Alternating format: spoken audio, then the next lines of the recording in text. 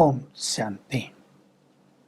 अव्यक्त पालना में हम ले रहे हैं तपस्या। कितनी सुंदर चीज है। स्वयं परम सद्गुरु ने, परम शिक्षक ने, जो निराकार है, साकार तन में आकर हमारी पालना की। ब्रह्मा बाबा व्यक्त हुए, सूक्ष्म वतनवासी बन गए, फरिश्ते दोनों आकर हमारी पालना करते हैं। कितनी खुशी की बात है, हम भगवान की पालना में पल रहे हैं। बहुत ईश्वरीय खुमारी हम सबको होनी चाहिए। कोई राजा की पालना में पले, साहूकार घर में पले, उसका जीवन कुछ और होता है। कोई बेचारा गरीब घर में पले, जिसको दूध भी न मिलता हो, उसका जीवन कुछ और होता है। अभाव में जीवन। हमें पाल रहा है स्वयं भगवान। इस खुमारी में आ जाएं तो उसने हमें तपस्या सिखाई, कर्मेंद्रियों को शीतल करने की। कई सन्यासी, आचार्य, मुनि जड़ी बूटियों का सेवन करके कर्मेंद्रियों को शीतल करते हैं, ताकि उनकी काम वासना शांत हो जाए, ताकि उनका क्रोध शांत हो जाए, चित्त निर्मल हो जाए। परंतु नहीं, मास्टर तो मैं हूँ, दवाइयाँ मेरी मास्टर थोड़ा ही हैं। मालिक मैं आत्मा हूँ कर्मेंद्रियों की। हमें पहले स्वयं को ये स्थिति देनी होती है, ये स्वमान देना होता है। मैं आत्मा स्वराज अधिकारी हूँ, स्वयं की राजा हूँ। देखिए, दो बातें हो गई।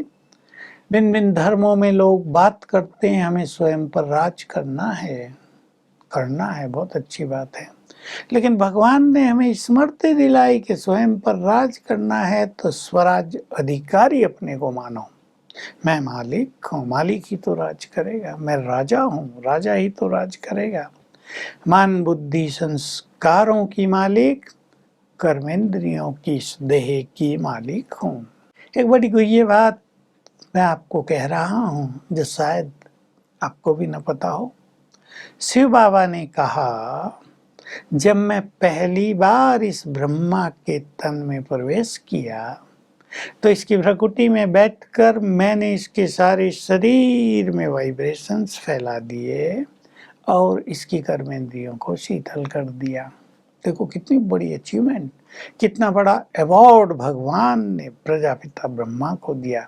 इस तरह निराकार ने अपने साकार रथ को तैयार किया, क्योंकि वो भी बाप बन गया, सब उसके बच्चे हो गए, तो उसको कर्मेंद्रियों की शीतलता की आवश्यकता थी, जो परम पिता ने स्वयं अपनी शक्तियों से कर दिया। हम सब भी विश्व कल्याण के विशेष कर्तव्य में संलग्न हैं। ये महान जिम्मेदारी शिव बाबा ने हमें भी दी है, अपना साथी बनाया है। तो हमें भी अपनी कर्मेंद्रियों को शीतल कर देना चाहिए। सतयुग में हमारे अंग अंग होंगे सुगंधित, और योगी जब हम बने हैं तो हमें करने हैं अपने अंग अंग को शीतल।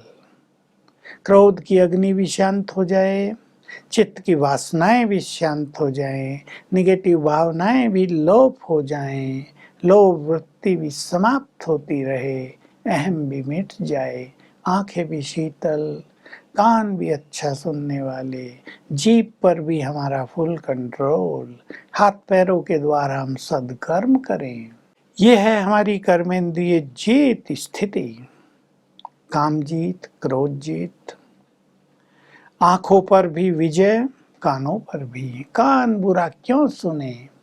बुरा सुनेंगे तो बुरा चिंतन चलेगा ही। बहुत लोग बुरे सुनने में लगे हुए हैं, चाहते हैं फिर योगी बन जाएं। मन बुद्धि स्थिर होगी नहीं। आंखें संसार को देखती हैं, गंदगी देखती हैं, देह को देखती हैं, बुराइयों को देखती हैं। आंखें शीतल हुई नहीं। सबसे बड़ी ज्ञानेंद्री है ये, कर्मेंद्री भी है, ज्ञानेंद्री भी है। हमें आंखों से आत्मिक दृष्टि का अभ्यास करना है। देह विनाशी है, ऐसा अभ्यास करना है। मूल तत्व तो इस देह में बैठी हुई आत्मा है, कोई स्त्री है, कोई पुरुष है। हम भी कभी स्त्री थे, हम भी कभी पुरुष थे। योनियां बदलती रहती हैं, तो हम अपनी नैनों को शीतल करें, पवित्र करें। बहुत इंपॉर्टेंट चीज है, आत्मा से पवित्र वाइब्रेशंस नैनों को दिया करें।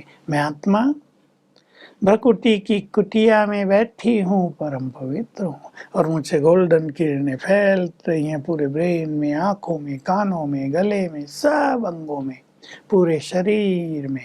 1 मिनट भी आप ये अभ्यास कर लें, 3 बार कर ले दिन में, तो कर्मेंद्रियां शीतल होती ही जाएंगी। शीतल तो हमें बनना है। शीतल नहीं बनेंगे तो इनसे अग्नि प्रज्वलित होती रहेगी, जो हमें भी जलाएगी, साथियों को भी जलाएगी। कान, हमें सावधान होना है कि हम कानों से व्यर्थ न सुने। सारा संसार ही व्यर्थ सुनने सुनाने में लगा हुआ है, उससे नुकसान बहुत हो रहे, भावनाएं बदल रही है, दृष्टि निगेटिव हो रही है, फलाना है ही ऐसा, फलानी है ही ऐसा, हमारा चित्त मलिन होता जा रहा है। ध्यान दें, जीभ को हमें अवश्य कंट्रोल करना। डॉक्टर भी बहुत चीजें कहते हैं, ये ना खाओ, ये ना खाओ। हम जबरदस्ती कंट्रोल करें या हमारे अंदर भाव ही अनासक्ति का हो जाए। है तो खा रहे हैं, नहीं है तो नहीं है, और हमें खानी नहीं है तो हमारा कंट्रोल है। जलेबी है बहुत अच्छी, लेकिन हमें डायबिटीज है, ठीक है, हम दृष्टि से स्वीकार कर लें, थोड़ा सा पीस खा लें। ये है जिह्वा पर कंट्रोल, क्योंकि ये जो स्वाद इंद्री है, इस पर अनेकों का कंट्रोल नहीं है। अनेक योगी भी इसके चक्र में फंसते ही रहते हैं। जिसने अपनी जीभ के स्वाद को जीत लिया, वही सच्चा साधु, वही सच्चा योगी बन सकता है। तो योगी का जीवन तो, हमारा जीवन तो ऐसा होना चाहिए। बहुत स्वादिष्ट भोजन मिल रहा, उसमें भी स्वाद, सूखी रोटी अचार मिल रहा और स्वाद, हर चीज में स्वाद लेने वाली स्वाद इंद्री स्वाद के आकर्षण से परे हो जाएगी। तो सब प्रैक्टिस करें और अपनी स्वाद इंद्री पर भी कंट्रोल कर लें, हाथों पर भी, पैरों पर भी। देखो किसी को गुस्सा आता है तो हाथ पैरों की गति भी कैसी हो जाती है। मन शांत होगा तो हाथ भी शांत होकर श्रेष्ठ कर्म की ओर ही प्रवृत्त होंगे, कदमों में भी रॉयल्टी आ जाएगी। तो हम सभी योगी हैं, महान आत्माएं हैं, हमें कर्मेंद्रिय जीत बनना ही है। सच्चे योगी को कर्मेंद्रियों पर विजय प्राप्त करनी ही है। तो एक संकल्प करेंगे, मैं मास्टर हूँ, मालिक हूँ। कर्मेंद्रियां मेरी मालिक नहीं है कि वो मुझे नचाने लगें, जिधर चाहे घुमाने लगें, उनके हाथ में मेरी लगाम आ जाए। नो, सारथी अलग होता है, लगाम सारथी के हाथ में होती है। तो हम इन सभी घोड़ों को कंट्रोल में लाएं, हम पावरफुल भी बन जाएंगे, हम स्वराज अधिकारी बन जाएंगे, और कर्मेंद्रियों पर हमारी जीत हमारी बहुत सुंदर स्थिति का संकेत होगा। तब हम तेजी से अपनी संपूर्ण स्थिति की ओर भी बढ़ चलेंगे। Om Shanti. Click here to like, subscribe, and press the bell icon to stay updated with our latest videos.